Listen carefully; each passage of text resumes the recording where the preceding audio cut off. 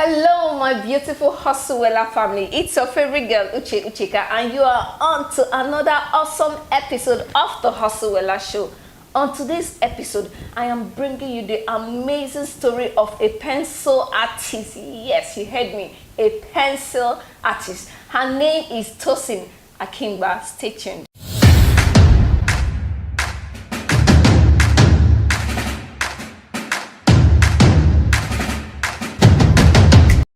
Tosin, you are welcome to the Hustlewella Show. Thank you for having me. It's a pleasure. I've been looking forward to this interview because I'm actually very much intrigued by your work. Wow. Yeah, so I'm happy to have you here. Thank you for the opportunity to have you on the show. Thank you for coming. Okay, so let's, my beautiful audience out there, meet you. Hello everyone. My name is Tosin Akingba. I'm a charcoal artist. And I've been doing this for about 2 years now, and believe me, it has been all fun all the way. What else do you want to know about me? I think we want to know what a charcoal artist is. Okay. You know, it sounds interesting in the ear, but I'm sure a lot of people like, what's a charcoal artist? Okay. Yes.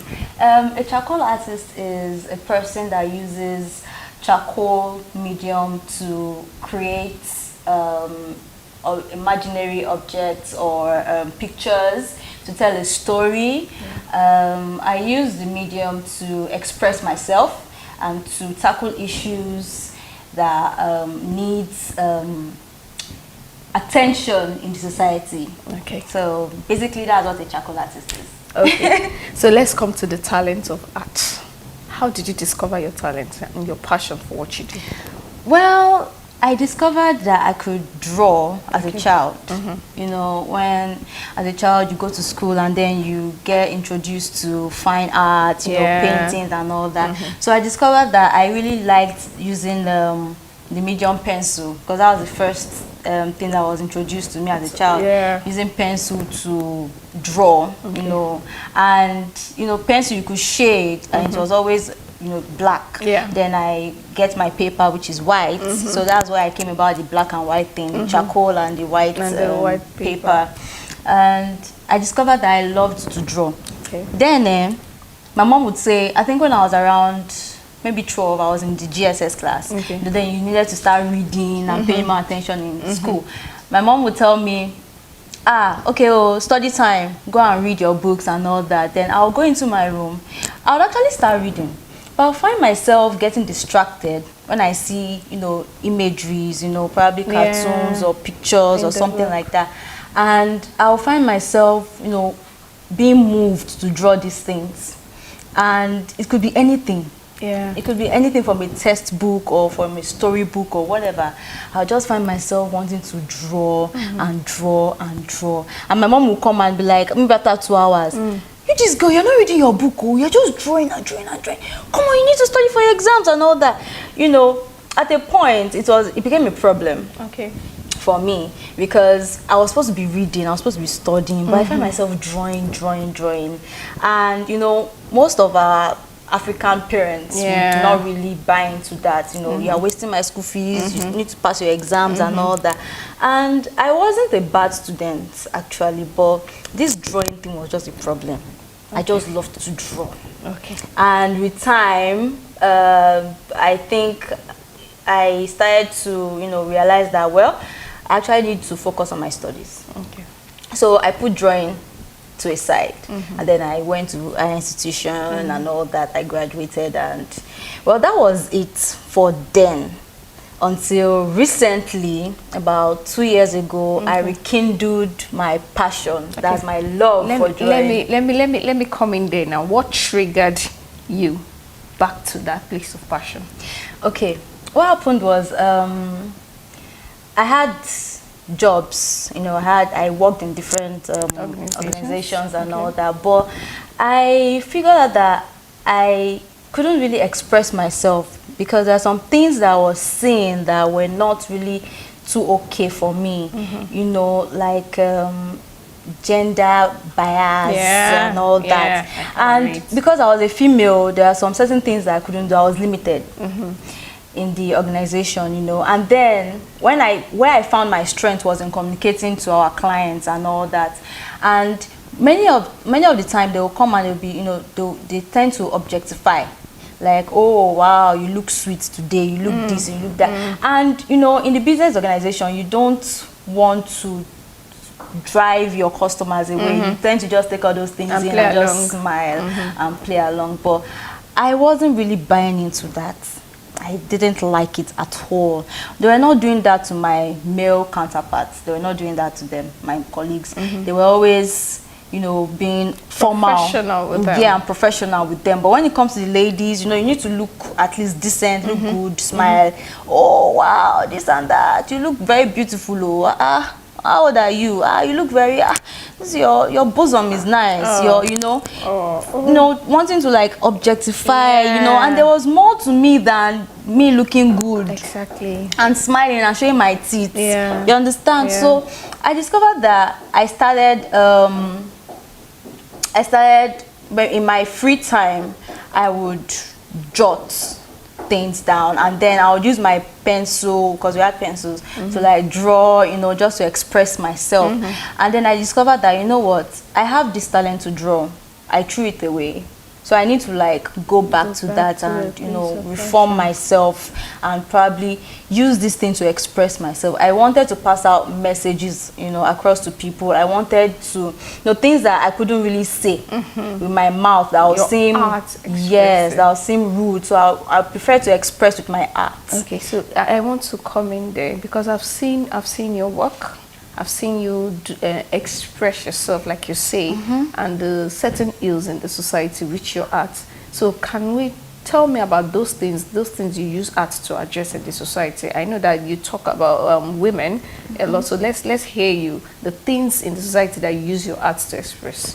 Yes, some of the things are standing up for the rights of women, because I'm a woman, so I can really relate to the struggles of women in society. I use my art to address abuse to women in society. I use my art to address other issues like should I say sex for grades? Oh yeah. You know, victimization, and things that really affect women generally. Because in society today, it's not a lie, it's something we see clearly. We find that women and men do not have the same opportunity, they don't have the same, should I say, rights. Personally, I still think it's a man's world. You see? Yeah. We are still facing it. Okay. So I tend to, like, you know, bring up my own idea. Okay, you know what, this is what is happening, this is what I see. I don't know about other things that I'm not aware of, but what I am aware of, you know, the abuse, the victimization, the objectivity, you know, and the subjecting women into certain levels that are not really that okay. Do you understand? I tend to use my art to, you know, express them and, you know, highlight those issues. You know, looking at your work right now, you know, I'm intrigued by how detailed you are. You know, you seem to draw from the heart. Sometimes I can't differentiate between your drawing and the real picture. And I'm wondering, is it an artwork or they took a picture? Is that real? So how did you get to that level? What did you do to develop yourself to that point? The Tosin, the young teenage artist Tosin, and now the professional artist Tosin. What did you do to develop yourself to the point where you are right now? First of all, I had to drop all the baggages I was carrying. And for me, then it was me working for my firm. You know, I had to, because if you want to go into art, it's like a full-time thing. You can actually do it part-time, but you know, you'd want to, you know, at least for starters, you want to put all your time and effort and energy and everything. So I had to, what I did was I quit my job. it was a very huge step for me, but I just had to do it. But I had some money saved though. Okay, yeah. I had saved money. Yeah. So, so I don't go hungry. Okay. You understand? So I quit my job because I had it in my mind that this is what I want to do. Okay. Do you understand? For a long time. So I quit my job and then I went to research Nigerian artists. Preferably charcoal artists, because that's what I was interested in, you know, charcoal, that's medium. And I met some of them, I had talks with some of them, I had scheduled meetings with some of them, and then they, you know, made me to understand in certain things about, you know, the art world and all that it's not all roses and, you know, there are times where you struggle and all of that. Is that what I really want to do? Because a lot of people have come into it and then they've backed out. But I said, you know what, this is what I want to do. So they gave me tips. I followed their tips. I practiced, and practiced. Very, very important. You need to practice. So, so I did a lot of practice. And as I was practicing, I found methods that, you know, were probably significant to just me. These are the things that I prefer to do. These are the styles that I would prefer to use, stuff like that. So after that, I went on YouTube as well to check videos, you know. I also went around the world, you know, other charcoal artists around the world, USA, Canada, Tokyo, you know, China, different, you know, countries. And I was, okay, this is nice, I can do this, I can, you know, try and bring this into what I do. And I just found a niche for myself. Okay. But I would just say it was more of practice. Okay. Practice. Very important. And I had a lot of support, you know, from them, some artists in Nigeria. You know what, you know, you can do this, you know, you can do this, you just need to practice and all that, because nobody will actually spoon feed you. No one is ready to spoon feed you. So it has to be with just you yourself. And that's why most of the time a lot of people back out. People that probably want to do art, they come into and they say that it's just you understand? But then they just eventually back out, and because they feel you are supposed to probably get someone like a mentor who just, you know, take your hand and do it like this. No, it's hard. No, it's going to be hard. You'll be blessed if you find somebody that will do that for you. But in my case, there was no spoon feeding. I was just, you know, watching and learning and practicing, you know, finding my own niche. Very important. Find your niche, because a lot of artists are doing something similar. What can you do that would be different? That'll make you unique. Yes, that'll make you unique. So that was what I was all about. And there's this question that I keep asking myself. What are the challenges, your greatest fears being an artist? Or the challenges that have hit you that would have made you one day, like, you see, I'm not doing this anymore. So let's. But that's a good question. When I was about to start, I was very, very scared. That was where most of my challenges started. The fact that I am female, and I'm, you know, and there's something about this our society that when a girl, a place that is male dominated mostly, and when a girl starts to show something, like maybe she has a talent for something, they'll be like, what do you mean? You know, you're supposed to either be reading or, you know, try to prepare yourself for marriage and all that, you understand? And I was looking through and I was like, see this art thing, it's male dominated. Like I'm seeing a lot of male artists that are doing really well. And then when I googled the females, they were not even up to 10%. I was like, am I going to come into this as a competitor? Because I don't want to compete. I just want to just be myself and express myself. So I got the challenge when I was about to come in. It was very challenging for me. Very, very challenging. And then another challenge for me was support. I needed people close to me, support my decision that, okay, I quit my job and I want to go into art. This is what I love to do. And, you know, they meant well anyways, but, you know, the fear of, you know, the job insecurities that we have now. It's not as if you got fired or anything. You just purposely left your job. Are you crazy? You know, like who does that? Who does that? These times. Exactly. So that one was a bit challenging for me. Okay. Am I going to be able to make money with this thing? Let me come to that.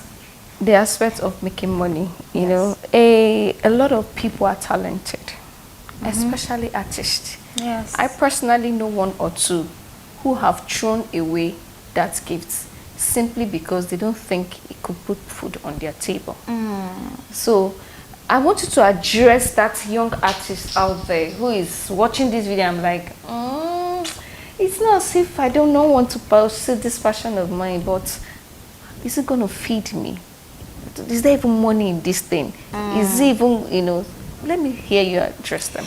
Well, the thing is, no talent is a waste. If you are talented in anything at all, what you need to do is just put in more effort and time. I have someone who told me, you know what, this talent that you have, develop it, build on it, and I give you 1 year. You might suffer, but 1 year you break even. And that's exactly what happened with me. I quit my job, and then after a year I struggled, not really financially because I had saved some money, but you know, with I was being indecisive, and I practiced a lot. You know, you cannot invest your time and energy into something, just one thing for 1 year, and it's not going to boom after a year. It's not possible. Even if it is music, if it is acting, if it is being a chef, if you invest your time, your energy, your money, your resources in one thing for 1 year, you'll become a pro. I don't want to know. So my word for whoever it is that is watching, you being indecisive, you have a talent and you don't know if it's going to make money, or talent equals money. It's even in the Bible, where some talents were distributed to the servants, and then they used it and even gained more. They multiplied it, and then they were doing fine. Even if it is one talent you have, you need to just build on it. If it is 2, if it is 3, if you are lucky to have multiple, then God has blessed you. You know, so you need to just build on it and forget it. Do not mind whatever anybody tells you. It is you. You have this thing. It's a gift from God. Because if it is not a gift, everybody will have it. Everybody will be able to do it. But there are selected people that have been handpicked, you know, and given this talent, given this gift. What you need to do is just to develop on it, and I'm telling you, you would make it. You would make it. Don't be afraid to start. Thank you. Don't be afraid to start. Okay, so in years to come, Tosin Akingba as a brand, where do you want to take it all to? In years to come, I see myself as an international artist. You know, being known by people all around the globe. I see myself as someone who stands for rights, human rights, female rights in the society. I see myself as someone, a figure that young artists would want to look up to. I see myself as someone who would carry a lot of people along as my journey progresses. And I just want to give back to the society. Thank you. You know, Thank you. That's just it. Thank you so much. Your story is an inspiring one. Thank you. I know that a lot of young artists out there are going to find courage in your own story and pursue their dreams. Yes, please. Yes. So, thank you very much for being on the show. Thank you for having me. It's an honor having you here. Oh, thank you. Okay, so my beautiful people, Tosin Akingba, the charcoal artist, you know, has shared her story with us, and I hope that you got value, like I did, from this episode of the Hustle Wella Show. If you have not followed us on our social media handles, please follow us, Hustle Wella, on Twitter, on Instagram, And please subscribe to our YouTube channel so that you have access to all these beautiful, beautiful, inspiring stories of amazing Nigerians that I'm bringing to you on the Hustle Wella Show. Till I come your way in another yummy, yummy, yummy, yummy episode. It's your girl, Uche Ucheka Hustle.